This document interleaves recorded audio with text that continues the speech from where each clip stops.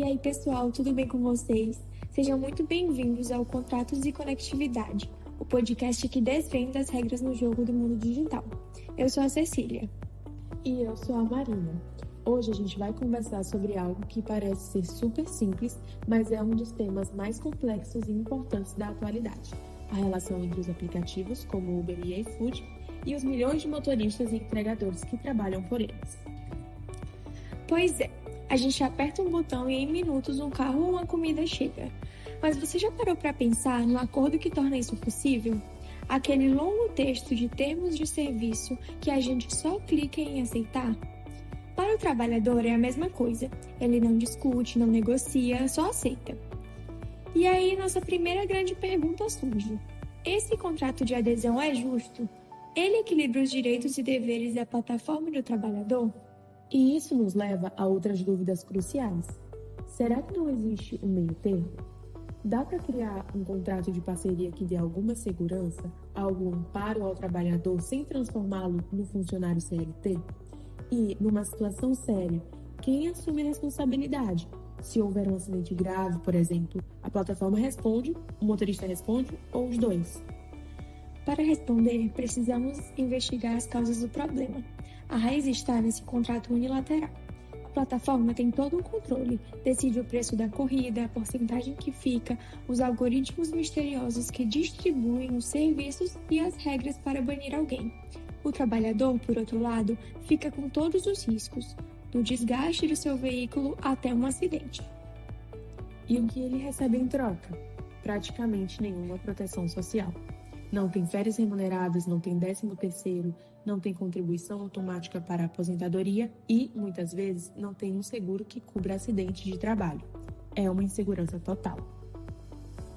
Isso cria uma zona cinzenta gigante na responsabilidade. Fica difícil definir quem deve pagar a conta em caso de danos. A plataforma se diz apenas uma intermediária. Mas será que é só isso? Essa regulação ambígua não define se é parceria, emprego ou trabalho autônomo. Gera confusão para todo mundo. E as consequências são graves e reais.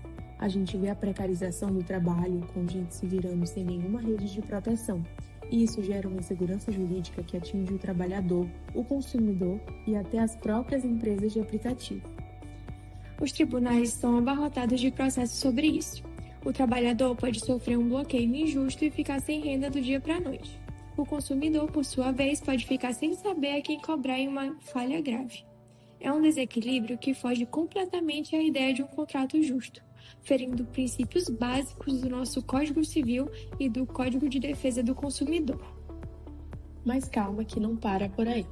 Existem sim propostas e caminhos para sair desse labirinto. Um deles é levar essas cláusulas consideradas abusivas para a justiça, usando a lei do consumidor para proteger o trabalhador. Outra ideia é a criação de um marco regulatório específico, uma lei que reconheça a singularidade desse trabalho na era digital. Também se fala muito que a plataforma deveria ter uma responsabilidade solidária, especialmente perante o cliente em caso de falhas graves. E uma medida concreta e urgente é a implementação de seguros coletivos pagos pelas próprias plataformas para cobrir acidentes com os trabalhadores. Afinal, eles estão gerando riqueza para o negócio.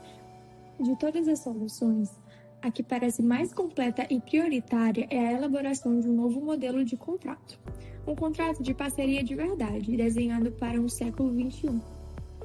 Esse novo contrato precisa ter, no mínimo, cláusulas de transparência total, mostrando como o preço é formado e quais taxas são cobradas, o direito a um processo justo de defesa antes de qualquer bloqueio, a previsão de um seguro contra acidentes custeados pela plataforma, a eliminação de cláusulas abusivas e, talvez o mais importante, regras claríssimas sobre responsabilidade civil, definindo quando cada parte responde.